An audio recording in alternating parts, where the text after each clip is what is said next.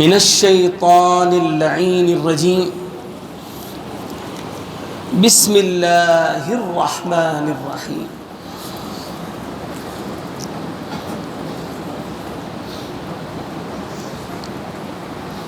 انا انزلناه فی لیلۃ القدر وما ادراک ما لیلۃ القدر لیلۃ القدر خیر من الف شہر تنزل الملائکۃ والروح فیہا بإذن ربهم من كل امر سلام هي حتى مطلع الفجر صدق اللہ العظیم۔ سب سے پہلی بات کہ الحمدللہ اللہ مالک الملک کی توفیق، نصرت اور حمایت کے ساتھ آپ احباب کے تعاون کے ساتھ اللہ کریم نے اس مسجد کا جو گراؤنڈ فلور ہے الحمدللہ پرسکون ماحول اور خوبصورت اللہ کا گھر، یہ آپ احباب کے تعاون کے ساتھ اور مسجد کی جو انتظامیہ ہے ان میں مخلص ساتھیوں کے تعاون کے ساتھ اللہ رب العالمین نے یہ ماحول فراہم کیا ہے۔ اللہ سے دعا گو ہوں کہ اللہ ان تمام بھائیوں کی جہود کو قبول فرمائیں، کسی بھی طرح سے انہوں نے اس مسجد کے ساتھ تعاون کیا ہے۔ دوسرے نمبر پر میں یہ گزارش کرنا چاہتا ہوں کہ ساتھی تھوڑا سا آگے تشریف لے آئیں تاکہ ہم جو بھی بات کریں وہ ہمارے لیے توشہ آخرت بن جائے۔ انشاءاللہ العزیز مختصر سی بات ہوگی۔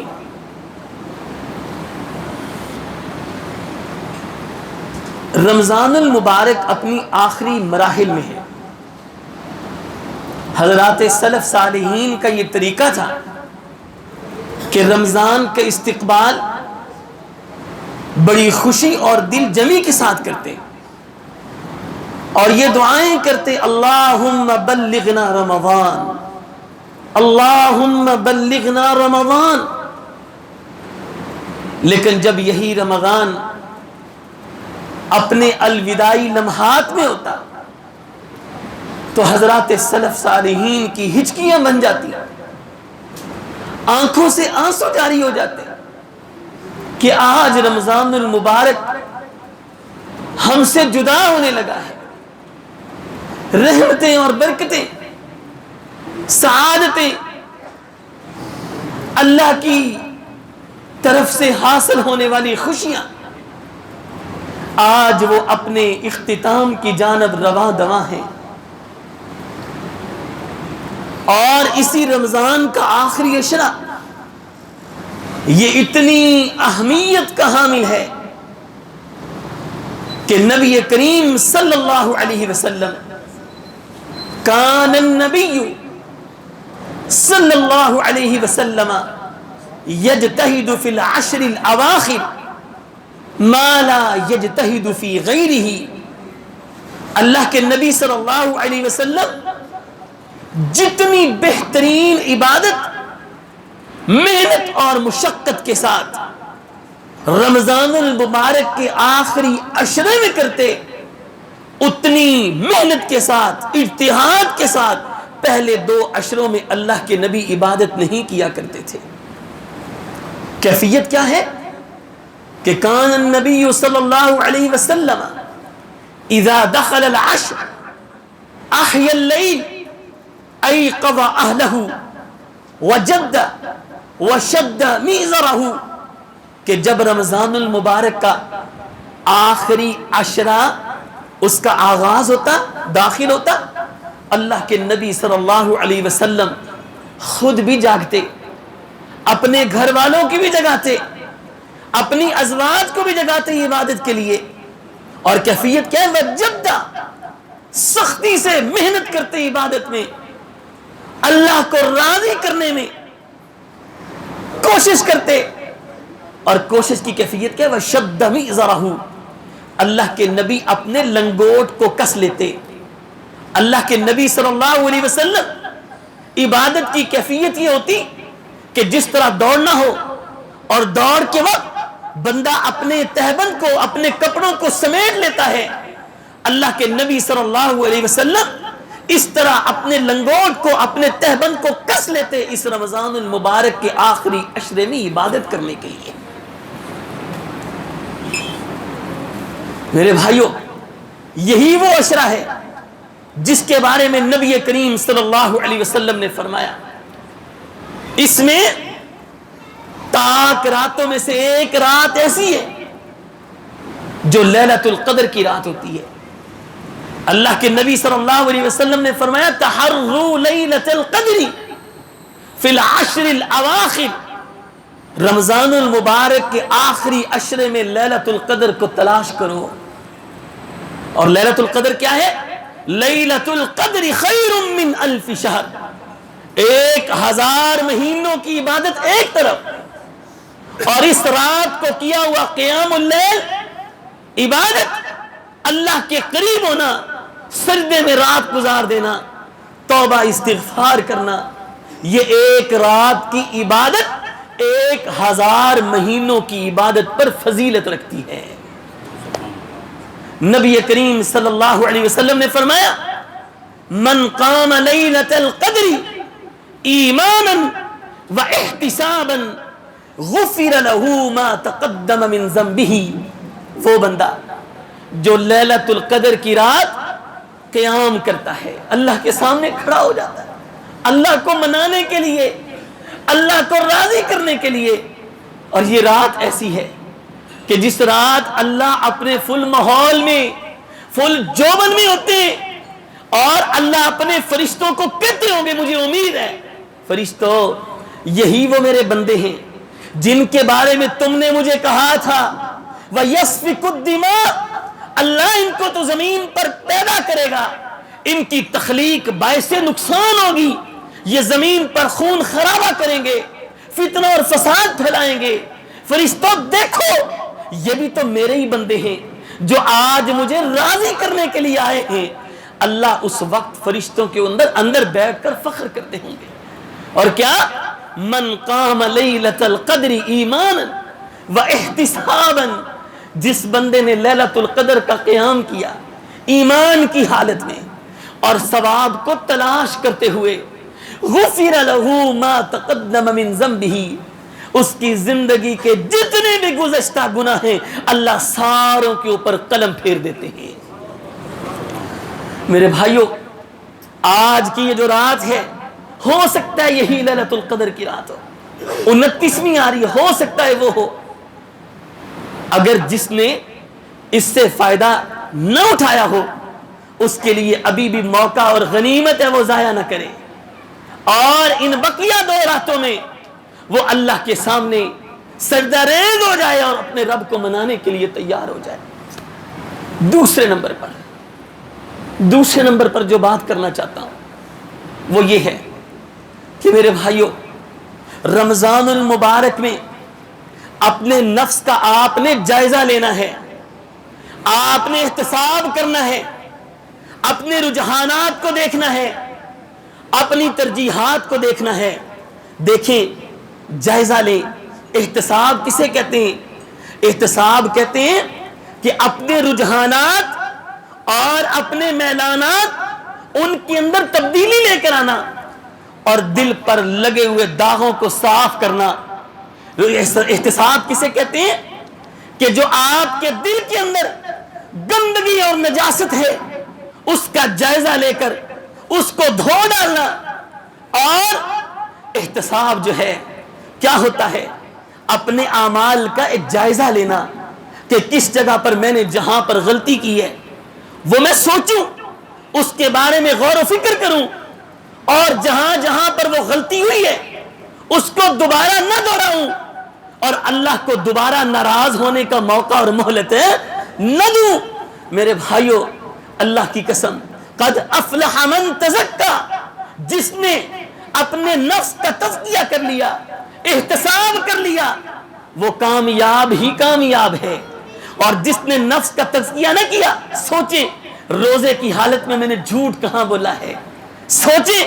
روزے کی حالت میں میں نے اللہ کی توحید کے ساتھ میں نے کھلواڑ کب کیا ہے، سوچیں کہ میں نے نبی کی مخالفت کس کس موقع پر کی ہے، سوچیں کہ میں نے روزے کی حالت میں رشوت کیسے لی ہے، میں نے دکانداری پہ اڈے پہ بیٹھ کر میں نے اس کے اندر کمی بیشی کیسے کی ہے، میں نے کسی کا حق کس طرح مارا ہے، میں نے کسی کو زبان اور ہاتھ کے ساتھ تکلیف کس طرح دی ہے۔ سوچیں، اپنے نفس کا احتساب کریں، اپنے اعمال کا جائزہ لیں اور غور کریں کہ کون کون سے مقامات پر میں نے رب کو دھوکہ دیا ہے، میں نے اپنے رب کو ناراض کیا ہے۔ آج اس احتساب کا فائدہ ہوگا، لیکن جب وہ دن آئے گا جس کے بارے میں قرآن کیا کہتا ہے، وَيَوْمَ يُحْشَرُ أَعْدَاءُ اللَّهِ إِلَى النَّارِ فَهُمْ يُوزَعُونَ، کہ جس دن اللہ اپنے دشمنوں کو قیامت کے دن جمع کرے گا اور اپنے دشمنوں کو اللہ جمع کر کے جہنم کی آگ کی طرف لے کر جائے گا۔ فَهُمْ يُوزَعُونَ، اس وقت اللہ ان کو تقسیم کرے گا کہ تمہارا یہ درجہ ہے، تم جہنم کے اس گڑھے میں جاؤ گے، تمہارا رتبہ یہ ہے، تم یہاں پر رہو گے۔ اور یہی نہیں، اللہ نے فرمایا اذا شہد علیہم سمعہم وابصارہم وجلودہم بما کانوا یعملون۔ میرے بھائیو، وہ دن جب آئے گا، اس دن ہمارے کان بھی، ہماری زبانیں بھی، ہماری آنکھیں بھی، حتیٰ کہ میری اور آپ کی چمڑی بھی بول بول کر اللہ کو کہے گی، اللہ اس نے فلاں فلاں جگہ پر جرم کیا تھا،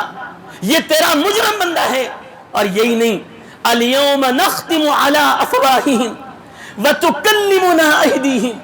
وتشہد ارجلہم بما کانوا یکسبون۔ اللہ فرماتے ہیں جس روز ہمارے سامنے تم آؤ گے، تم نہیں بولو گے، کون بولے گا؟ اللہ فرماتے ہیں نختم علی افواہہم، تمہارے منہوں کو ہم مہرے لگا دیں گے، بند کر دیں گے۔ وَتُكَلِّمُنَا أَيْدِيهِمْ، تمہارے منہوں کی جگہ، تمہاری زبانوں کی جگہ تمہارے ہاتھ ہم سے باتیں کریں گے۔ وَتَشْهَدُ أَرْجُلُهُمْ، تمہاری ٹانگیں ہم سے مخاطب ہوں گی اور وہ بتائیں گی اللہ اس نے فلاں فلاں مقام پر، فلاں فلاں جگہ پر یہ عمل کیا تھا۔ تمہاری ایک ایک غلطی کو وہ کھول کر سامنے رکھے گی۔ اور وہ کیا ہوگا؟ قرآن نے کیا فرمایا؟ اللہ سورۃ بنی اسرائیل کے اندر کہتے ہیں وَكُلَّ إِنسَانٍ أَلْزَمْنَاهُ طَائِرَهُ فِي عُنُقِهِ وَنُخْرِجُ لَهُ يَوْمَ الْقِيَامَةِ كِتَابًا يَلْقَاهُ مَنشُورًا۔ قیامت کے دن اللہ ایک کتاب کو نکالیں گے، کہیں گے یہ تیرا نامہ اعمال ہے، جو دنیا میں تو گل کھلاتا تھا نا، اور میرے احکامات کی خلاف ورزیاں کرتا تھا، میرے احکامات کی دھلیاں اڑاتا تھا، شریعت کے ساتھ تو کھلواڑ کرتا تھا، دنیا میں جو تو نے بغاوت کی ہے، جو میری ذات کے ساتھ دھوکہ کیا ہے، اللہ اس کتاب کے ذریعے ہر چیز کھول دیں گے اور کہیں گے اقرا کتابک، آج ذرا پڑھ اپنے اعمال نامے کو، اپنی کتاب کو پڑھ۔ جس طرح آپ اور میں موبائل کی ہسٹری دیکھتے ہیں، ہسٹری کو تو ڈیلیٹ کر سکتے ہیں، جو مرضی دیکھا ہو وہ ڈیلیٹ ہو سکتا ہے، لوگوں کی آنکھوں سے اوجھل ہو سکتا ہے، والد نہ دیکھ لے، والدہ نہ دیکھ لے، بھائی کی نظر نہ پڑ جائے، لیکن میرے بھائیو اللہ کی قسم جو میرے اور آپ کے اعمال کی ہسٹری اللہ رب العالمین کھولیں گے، اس ہسٹری کو کوئی ڈیلیٹ کر سکتا نہیں، اس ہسٹری کو کوئی ڈیلیٹ کر سکتا نہیں۔ اس وقت کے آنے سے پہلے وَأَنِيبُوا إِلَىٰ رَبِّكُمْ وَأَسْلِمُوا لَهُ مِن قَبْلُ، اور لوگوں اللہ کی طرف لوٹ آؤ، اللہ کی طرف رجوع کرو اور اللہ کے فرما بردار بن جاؤ۔ من قبل ان یأتیکم العذاب، اس سے پہلے کہ تمہیں جہنم کے عذاب کے اندر دھکیل دے اللہ، ثم لا تنصرون، پھر اس جہنم کے عذاب میں تمہاری کوئی مدد کرنے والا وہاں پر پہنچے گا نہیں۔ اپنے نفس کا احتساب کریں کہ رمضان المبارک میں میں نے کیا کھویا ہے، میں نے کیا پایا ہے، کس طرح میں نے اللہ کی رحمتوں سے اپنے دامن کو بھرا ہے، کس طرح اللہ کی برکتوں سے میں نے اپنی جھولی کو بھرا ہے۔ اس انداز پہ اور اس چیز پہ ذرا غور کریں اور اپنے نفس کا احتساب کریں۔ اگر آپ نے کچھ کمایا ہے تو اللہ کا شکر ادا کریں، اگر آپ محروم رہے تو اپنے احتساب کرتے ہوئے فکر کریں اور اللہ کے سامنے آ جائیں۔ میرے بھائیوں، آج کی یہ جو رات ہے اتنی عظیم رات ہے، یقین جانیں اپنے تعلق کو اللہ سے جوڑ لیں، اپنے تعلق کو اللہ سے جوڑ لیں۔ یقین جانیں میں اور آپ اللہ کے پاپی ہیں، گناہ گار ہیں، اتنی نافرمانیاں کی ہیں، لیکن کئی لوگوں کے دلوں میں یہ ہے کہ پتہ نہیں میں جتنا میں گناہ گار ہوں، میری خلوت اتنی جو ہے وہ غلط ہے، جلوت اور خلوت میں تضاد ہے، میرے اعمال کتنے برے ہیں، پتہ نہیں اللہ مجھ سے راضی ہوگا بھی یا نہیں، پتہ نہیں میں اللہ کو راضی کر لوں گا بھی یا نہیں کر لوں گا۔ نہ میرے بھائی، اپنی سوچ کے اندر یہ چیز پیدا نہ کر۔ اللہ کی قسم اٹھا کر کہتا ہوں، میں نے حدیث پڑھی ہے، بخاری کی حدیث ہے، اللہ کے نبی صلی اللہ علیہ وسلم نے فرمایا ایک بندہ وہ جنگل کے اندر مسافر ہے اور زاد راہ اس کا ایک سواری جو اس کی اونٹنی اس کے اوپر پڑا ہوا ہے، تھکا ہارا جنگل کے اندر آ کر لیٹ جاتا ہے، آرام کرتا ہے، اونٹنی کو اپنے ساتھ کھڑا کر لیتا ہے اور زاد راہ بھی اونٹنی کے اوپر ہے۔ اللہ کے نبی صلی اللہ علیہ وسلم نے فرمایا یہ بندہ جب سو کر اٹھتا ہے اپنی اونٹنی کو دیکھتا ہے، نہ اس کے پاس اونٹنی ہے اور نہ ہی اس کے پاس زاد راہ ہے۔ اب آگے سفر بھی کرنا ہے، سواری بھی نہیں اور پیٹ میں کچھ کھانا پینا بھی ہے، غذا بھی موجود نہیں ہے، زاد راہ بھی موجود نہیں ہے۔ اب پریشان بیٹھا ہے کہ میں کیا کروں گا، میرا کیا بنے گا، اور تپتے صحرا ہیں، دھوپ ہے، میں تو بھوکا مر جاؤں گا، آگے سفر کے لیے بھی نہیں جا سکتا۔ اللہ کے نبی صلی اللہ علیہ وسلم نے فرمایا یہ بندہ اسی پریشانی میں مبتلا ہے، اسی غور و فکر میں ہے، کیا دیکھتا ہے اچانک اس کے سامنے اس کی اونٹنی بھی اور اس اونٹنی کے اوپر زاد راہ بھی موجود ہے، اور یہ خوشی سے نہال ہو کر ایک دم اتنا زیادہ خوش ہوتا ہے، اللہ کو مخاطب کرتا ہے، کہتا اللہم انت عبدی وانا ربک، اے اللہ تو میرا بندہ ہے اور میں تیرا رب ہوں۔ جملہ غلط بولا، کفریہ کلمہ بولا، اللہم انت عبدی وانا ربک، اللہ تو میرا بندہ ہے میں تیرا رب ہوں۔ حالانکہ کہنا کیا چاہیے تھا، اللہ تو میرا رب ہے اور میں تیرا بندہ ہوں۔ کفریہ کلمات خوشی کی صورت میں کچھ پتہ نہیں ہے، خوشی میں اتنا ہے کہ سواری بھی آ گئی، زاد راہ بھی آ گیا، پریشانی سے بچ جاؤں گا۔ اللہ آسمان پر اس کی یہ بات سن کر اتنا خوش ہوتے ہیں، اتنا خوش ہوتے ہیں، یقین جانیں اتنا خوش کہ اللہ کے نبی صلی اللہ علیہ وسلم نے فرمایا اللہ وہ جو بندہ جس کو سواری اور زاد راہ ملتا ہے اس سے زیادہ اس وقت خوش ہوتے ہیں جب ایک گناہ گار بندہ اللہ کے سامنے آ کر اپنی جبین نیاز کو جھکاتا ہے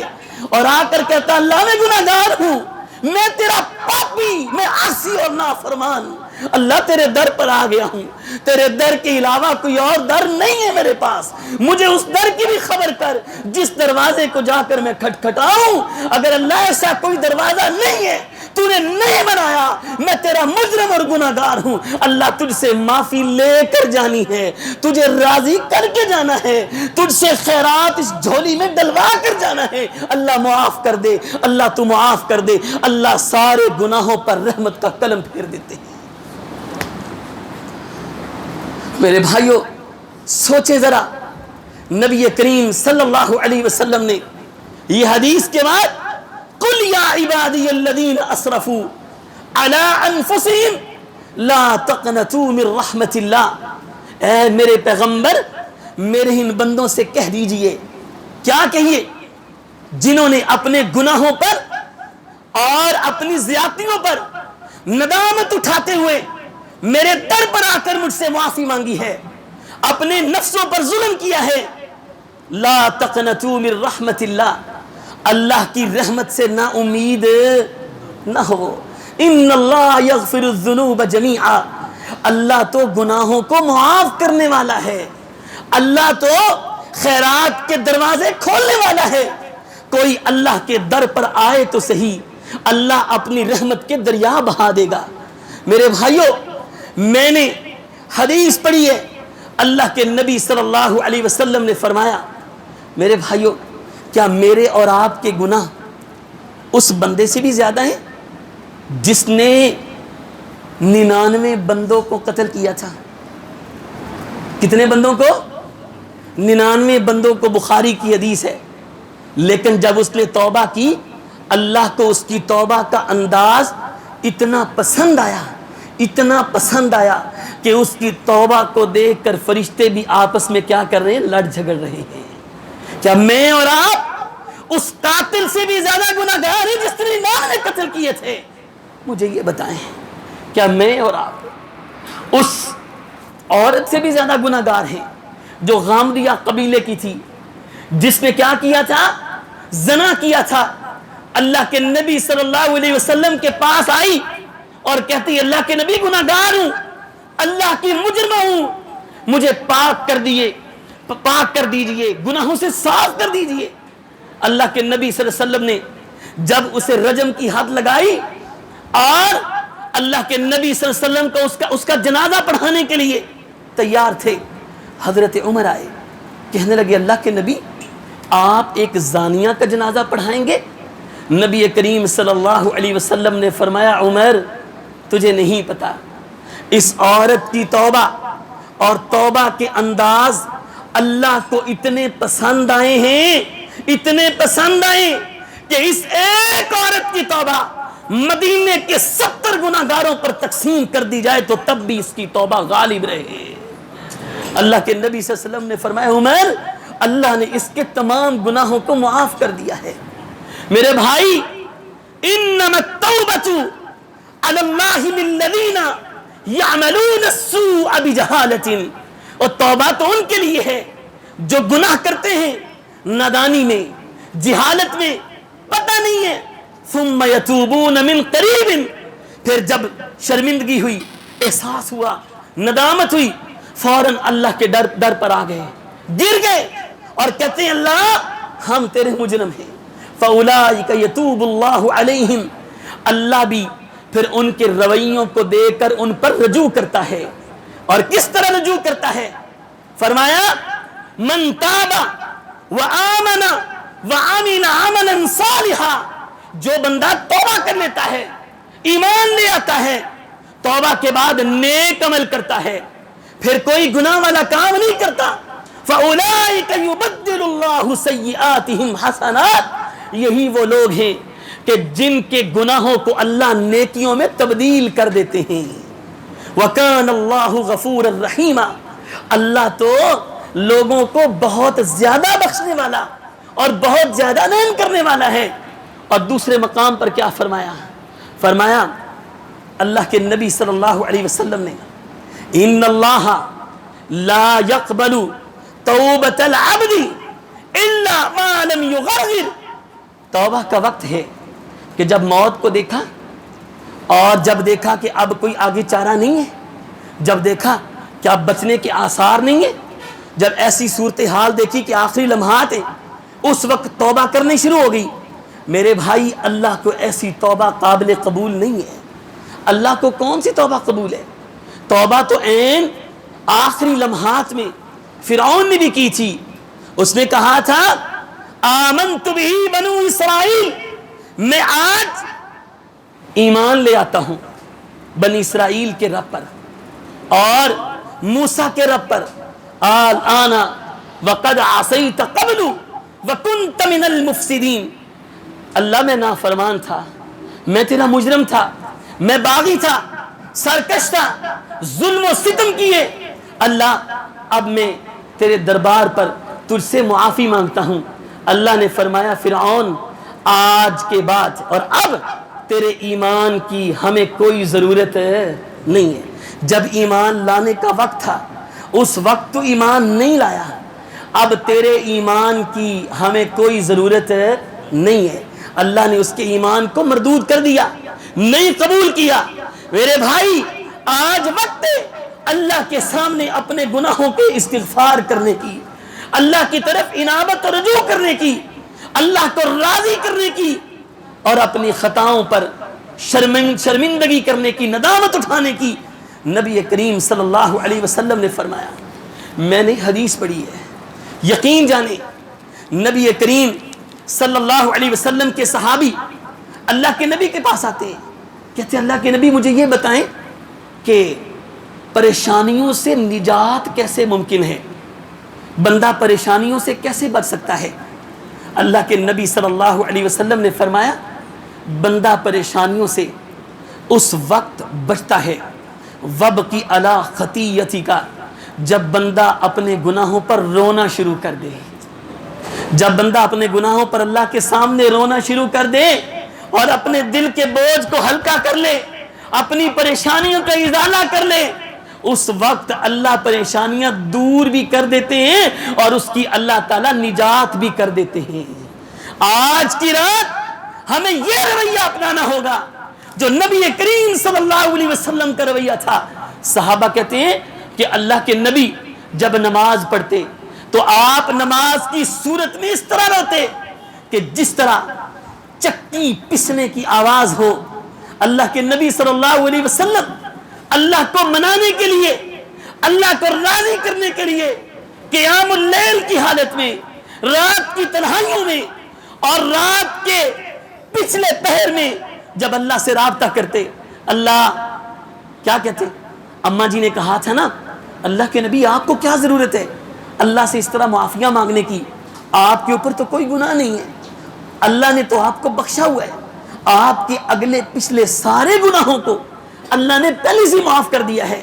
آپ کو معافیوں کی کیا ضرورت. اللہ کے نبی صلی اللہ علیہ وسلم نے فرمایا عائشہ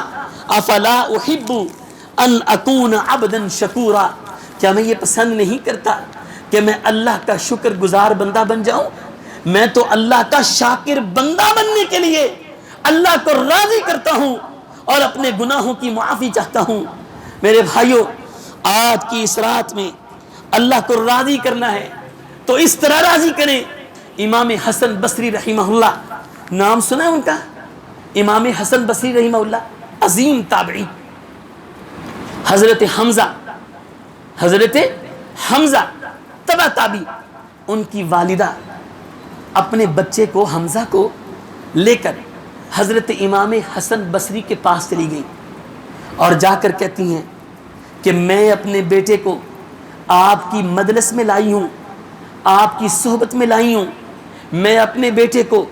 آپ کے پاس چھوڑ کر جانا چاہتی ہوں. کیوں؟ اس لیے کہ لعل اللہ ان ينفعه بک، کہ جس طرح آپ اللہ کے نیک بندے ہیں شاید آپ کی صحبت میں میرا بیٹا بھی نیک بن جائے. جس طرح آپ عالم بعمل ہیں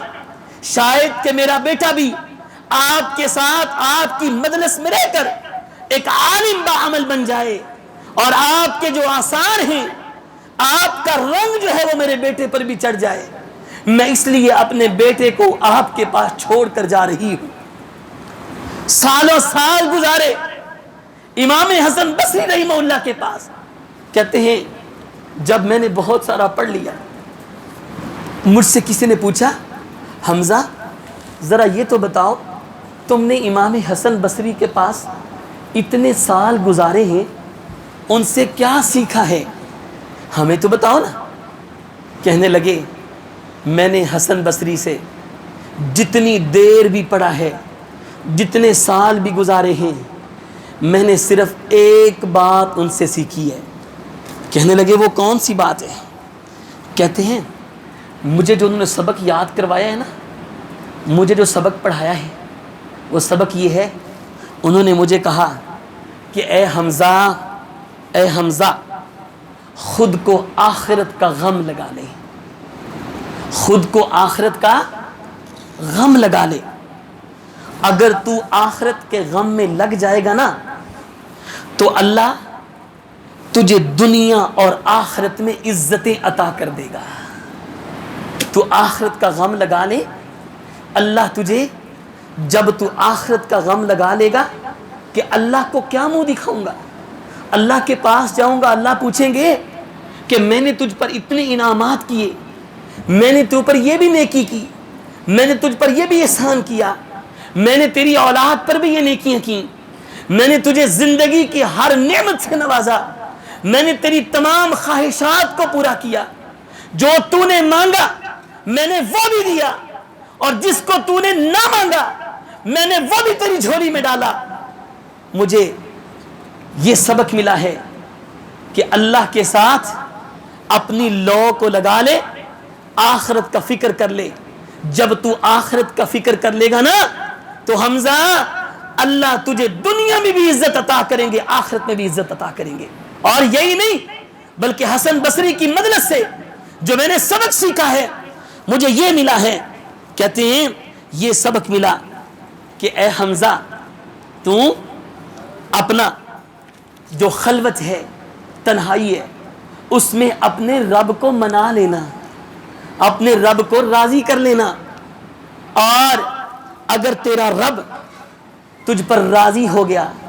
فَتَكُونَ مِنَ الْفَائِزِينَ، دنیا کی ساری کامیابیاں تیرے قدموں میں آ جائیں گی. دو کام، ایک رب کو راضی کر لے، اور دوسرے نمبر پر آخرت کا غم کر لے. جب تو یہ دو کام کرے گا تو دنیا کا سب سے کامیاب انسان تجھے تصور کیا جائے گا. میرے بھائیوں، آج یہ موقع ہے رو رو کر اپنے رب کو منانے کا، اللہ کو راضی کرنے کا. اور یہی وہ چیز ہے جس کے بارے میں حضرت عثمان نے کہا تھا، طوبى لمن بکا علی خطیئتہ، اس بندے کے لیے خوشخبریاں ہیں، اللہ کی طرف سے خوشخبریاں. کون سا بندہ؟ جو اپنے گناہوں پر اللہ کے سامنے رو گیا، جس نے اپنے آنکھوں سے آنسو نکال لیے. اور نبی کریم صلی اللہ علیہ وسلم نے فرمایا کہ اللہ سب سے زیادہ اس وقت خوش ہوتے ہیں اور اللہ اس بندے سے محبت کرنا شروع کر دیتے ہیں جو اللہ کے سامنے رو کر اپنی خطاؤں پر ندامت اٹھاتے ہوئے اللہ کو راضی کر لیتا ہے. اور اللہ اس کے رونے کو اتنا پسند کرتے ہیں، اس کی آنکھوں سے نکلے ہوئے آنسوؤں کو اتنا پسند کر دیتے ہیں، اور اللہ اس کا وہ مول دیتے ہیں. اللہ کہتے ہیں جا میرے بندے، جا میرے بندے، تو نے مجھے رو کر منایا ہے، آج کے بعد تیری زندگی کے اندر تیرے دامن پر لگے ہوئے جتنے بھی داغ ہیں، تیرے دل پر جتنی بھی سیاہی ہے، میں رب العالمین اس تمام سیاہی کو ایمان کے ساتھ دھو ڈالوں گا. میرے بھائیوں، آج یہ جو رات ہے یہ رات اپنے رب کو منانے کی ہے. آج اس رات عہد کریں، اللہ نہ میں خود جھوٹ بولوں گا، نہ میں اپنی اولاد سے جھوٹ بلواؤں گا. آج یہ عہد کریں، اللہ نہ میں خود حرام کھاؤں گا، نہ میں اپنی اولاد کو حرام کھلاؤں گا. یہ عہد کریں، اللہ آج کے بعد نہ سودی کاروبار کروں گا، نہ سود کا لین دین کروں گا، نہ ہی اپنے بچوں کو کرنے دوں گا. آج یہ عہد کریں، اللہ آج کے بعد نہ چیزوں میں کمی بیشی کروں گا، نہ کسی کو دھوکہ دوں گا، نہ کسی کا دل دکھاؤں گا، نہ کسی کو زبان سے تکلیف دوں گا، نہ کسی کو ہاتھ سے تکلیف دوں گا. اللہ آج یہ میں عہد کرتا ہوں کہ تیرے سامنے میں شرمندگی کے ساتھ یہ کہتا ہوں کہ اللہ آج کے بعد کبھی بھی تیرے ساتھ بغاوت نہیں کروں گا. اپنے بچوں کو بھی یہ سکھائیں. اور یہی وجہ ہے اگر اتنا عہد کرنے کے بعد آپ اللہ کو راضی بھی کر لیتے ہیں لیکن پھر بھی نافرمانیاں، مسجد سے نکلنے کے بعد، بازاروں میں جانے کے بعد، گھروں میں جانے کے بعد پھر بھی وہی جرائم. نبی کریم صلی اللہ علیہ وسلم کے صحابی عبداللہ بن عباس فرماتے ہیں ایک طرف توبہ دوسری طرف باہر جا کر وہی اعمال. ایک طرف توبہ دوسری طرف وہی باہر اعمال. ایک طرف توبہ استغفار دوسری طرف پھر وہی اعمال. فَهُوَ كَالْمُسْتَهْزِئُ رَبَّهُ یہ بندہ ایسا ہے جس طرح اپنے رب کے ساتھ ٹھٹھا کر رہا ہے, اپنے رب کے ساتھ مذاق کر رہا ہے. ہمیں اپنے معاملات کو سنجیدہ لینا ہوگا اور توبہ کی شروع جو ہیں ان کو اپنے اوپر نافذ کرتے ہوئے کہ گناہوں پر شرمندگی, دوبارہ نہ کرنے کا عزم, اور پھر اللہ راضی بھی ہو جائیں گے. توبوا الی اللہ توبۃ نصوحا, مخلص ہو کر اخلاص کے ساتھ توبہ کرنا ہمارا کام ہے. ہماری غلطیوں پر پردے ڈالنا اور ہماری غلطیوں کو معاف کرنا اللہ رب العالمین کا کام ہے. اس لیے میرے بھائیوں آج کی اس رات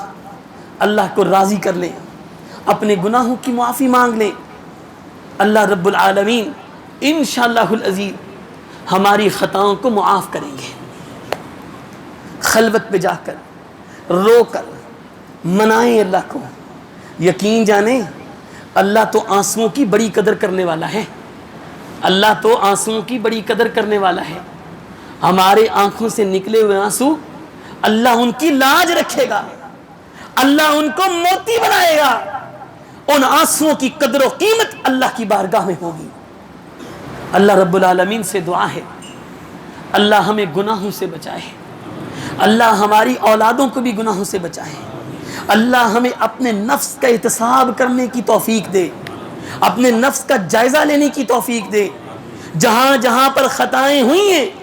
اور جہاں جہاں پر ہم نے غلطیاں کی ہیں اللہ رب العالمین ان کو ہمیں درست کرنے کی توفیق دے. وما علی الا البلاغ المبین.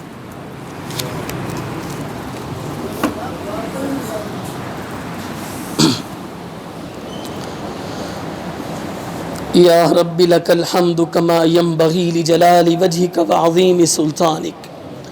اللہم صل علی محمد وعلى آل محمد وبارك وسلم وصل عليه. ربنا آتنا في الدنيا حسنة وفي الآخرة حسنة وقنا عذاب النار. ربنا ظلمنا أنفسنا وإن لم تغفر لنا وترحمنا لنكونن من الخاسرين. ربنا اغفر لنا ذنوبنا وكفر عنا سيئاتنا وتوفنا مع الأبرار. ربنا لا تجعل في قلوبنا غلا للذين آمنوا ربنا إنك رؤوف رحيم. اللهم إنا نسألك بأننا نشهد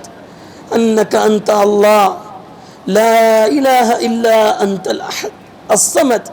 الذي لم يلد ولم يولد ولم يكن له كفوا أحد. اللهم إنا نسألك الهدى والتقى والعفاف والغنى. اللهم اشف مرضانا ومرضى المسلمين. اللهم اذهب الباس رب الناس واشف انت الشافي لا شفاء الا شفاؤك شفاء لا يغادر سقما. اللهم انا نشكو اليك ضعف قوتنا وقلة حيلتنا وهواننا على الناس يا ارحم الراحمين يا رب المستضعفين. اللهم ارحم على حالنا ولا تنظر إلى سوء أعمالنا. اللهم ارحم على حالنا ولا تنظر إلى سوء أعمالنا. اے اللہ ہمارے صغیرہ اور کبیرہ گناہوں کو معاف فرما. اللہ ہماری خلوت کی غلطیاں جلوت کے گناہ اللہ تمام کے تمام معاف فرما. اے اللہ ہم نے اگر کسی کو زبان سے تکلیف دی ہے کسی کو ہاتھ سے تکلیف دی ہے اللہ ہم تجھ سے معافیاں مانگتے ہیں.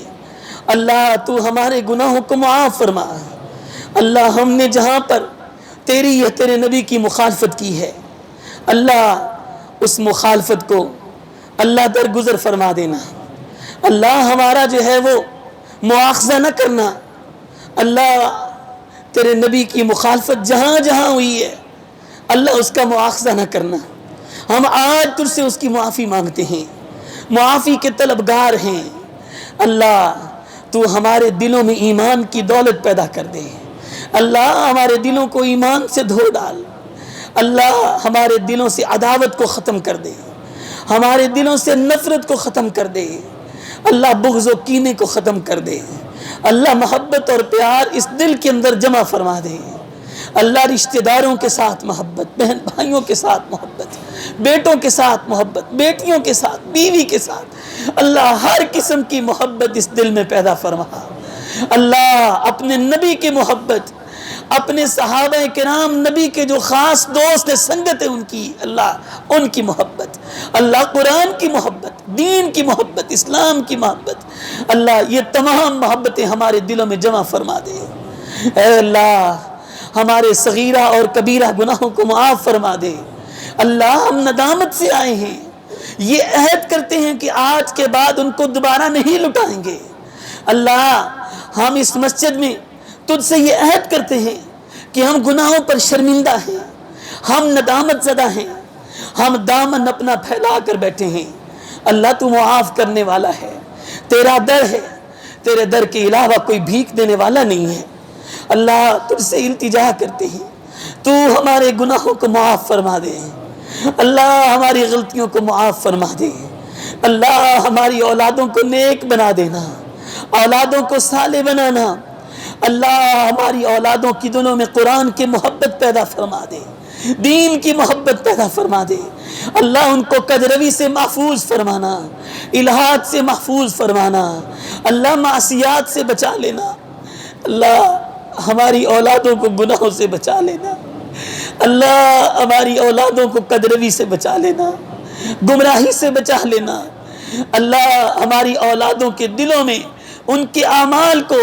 اللہ ان کی تعلیم کو، اللہ ان کے اخلاق کو، ان کی تربیت کو بہتر فرما دینا، اللہ ہمارے گھروں میں سکون پیدا فرما دے، اللہ ہمارے گھروں میں راحتیں پیدا فرما دے، ہمارے گھروں میں اطمینان پیدا فرما دے، لڑائی جھگڑوں کا خاتمہ کر دے، اللہ ہمارے گھروں میں لڑائی جھگڑوں کا خاتمہ کر دے، ہمارے گھروں میں اپنی سکینت نازل فرما، اپنی رحمت نازل فرما۔ اللہ یہ جو اس مسجد میں مجلس بیٹھی ہے، تیرے فرشتوں نے اس مجلس کو گھیر رکھا ہے، اللہ تیری رحمت بھی یاد جوش میں ہے، اللہ تو اپنے فرشتوں میں فخر کر رہا ہوگا، اللہ تو ہماری حالت کو دیکھ لے، اللہ ہماری ندامت کو دیکھ لے، اللہ ہماری عاجزی کو دیکھ لے، ہماری تواضع کو دیکھ لے، اللہ ہمارے گناہوں کو معاف فرما دینا، اللہ گناہگار ہیں ہمیں معاف کر دینا، اللہ سیاہکار ہیں، خطاکار ہیں، اللہ معاف کر دینا، اللہ جو بے اولاد ہیں ان کو نیک اور صالح اولاد عطا فرما دینا، اللہ جو بے اولاد ہیں ان کو نیک اور صالح اولاد عطا فرما دینا، اور جن کے پاس اولاد ہے اللہ ان کی اولادوں کو نیک بنا دینا، ان کے والدین کی فرما بردار بنا دینا۔ اے اللہ تجھے تیرے کریم ہونے کا واسطہ ہے، تجھے تیرے رحیم ہونے کا واسطہ ہے، اللہ تجھے تیرے رزاق ہونے کا واسطہ ہے، اللہ تجھے تیرے جبار ہونے کا واسطہ ہے، تجھے تیرے قدوس ہونے کا واسطہ ہے، اللہ جتنے بھی تیری شانیں ہیں، جتنے بھی تیرے اسماء ہیں، جتنی بھی تیری صفات ہیں، جن کا ہمیں علم ہے ان کے ساتھ، اور جن کا ہمیں علم نہیں ہے ان کے ساتھ ہم یہ واسطہ ڈال کر، تیرا وسیلہ ڈال کر تجھ سے بھیک مانگتے ہیں۔ اے اللہ جو لوگ کاروبار کی وجہ سے پریشان ہیں ان کی کاروبار کی پریشانیاں دور فرما، اے اللہ جو لوگ رزق کی تنگی میں مبتلا ہیں اللہ تو بافراغت کن ان کو رزق عطا فرما، اللہ تو آسمان سے اپنی رحمت کے دروازے ان لوگوں پر کھول دے، اللہ آسمان سے اپنی رحمت کے دروازے کھول دے۔ اللہ اس وقت کرونا کی وبا کی وجہ سے پوری امت مسلمہ بڑی پریشان ہے، اللہ یہ التجا کرتے ہیں اگر یہ کرونا تیری آزمائش ہے اللہ ہمیں اس پر صبر کرنے کی توفیق دے دے، لیکن اگر یہ تیری جو ہے وہ سزا ہے اللہ تو ہمیں معاف فرما دے، اللہ تو ہمیں معاف فرما دے، اللہ تیری سزاؤں کو اٹھانے کی ہمت نہیں ہے ہمیں، اللہ تیری سزاؤں کا بوجھ لینے کی طاقت نہیں ہے ہمیں، اللہ یہ تو دنیا کی سزائیں ہم برداشت نہیں کر سکتے، روز قیامت تیری ناراضگی، تیرا جہنم کا عذاب ہم کیسے برداشت کریں گے؟ اللہ تو وہ موقع نہ آنے دینا، اللہ دنیا میں انہیں معاف کر دینا، اللہ ہماری سزائیں دنیا بھی ہمیں دے دینا اور آخرت کی سزاؤں سے بچا لینا، اللہ آخرت کی ناراضگی سے بچا لینا، جہنم کے عذاب سے بچا لینا، روز قیامت اپنے پیغمبر کے ہاتھوں سے جام نصیب کروانا، اللہ روز قیامت اپنے نبی کی شفاعت کا مستحق بنوا دینا، اے اللہ روز قیامت اپنے نبی کا ساتھ نصیب کرنا، اللہ اپنے نبی کے صحابہ کا ساتھ نصیب کرنا، اللہ ہمیں صحابہ کرام کی عزت کا رکھوالا بنا لے، اللہ ازواج مطہرات کی عزت کا رکھوالا بنا لے، اللہ وہ ہماری مائیں ہیں اور ماں کے اوپر کوئی بندہ بھی غیرت والا کان زنی نہیں کرتا، اللہ وہ بد ضمیر ہے بندہ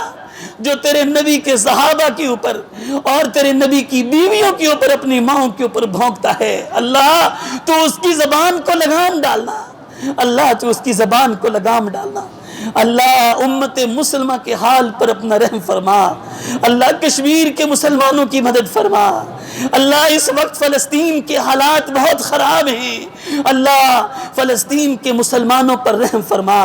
اللہ افغانستان کے مسلمانوں پر رحم فرما، اللہ جہاں جہاں مسلمان پریشان ہیں اللہ تو ان کی مدد فرما، اے اللہ مجاہدین کی مدد فرما،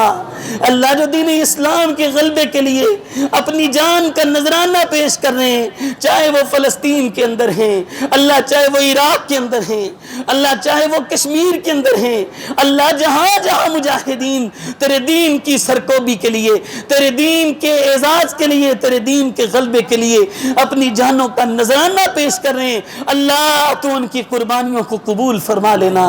اللہ تو ان کی قربانیوں کو قبول فرما لینا، اللہ ہمارے حکمرانوں کی اصلاح فرما دے، اللہ ہماری عوام کی بھی اصلاح فرما دے، اللہ ہمارے حکمرانوں کو دین اسلام کے مطابق ہمارے اس ملک کا نظام چلانے کی توفیق نصیب فرما دینا، اے اللہ ہمارے ملک کے اندر اللہ ہمارے حکمرانوں کے اندر تقوی پیدا فرما دے، اللہ اخلاص پیدا فرما دے، اپنا ڈر اور خوف پیدا فرما دے،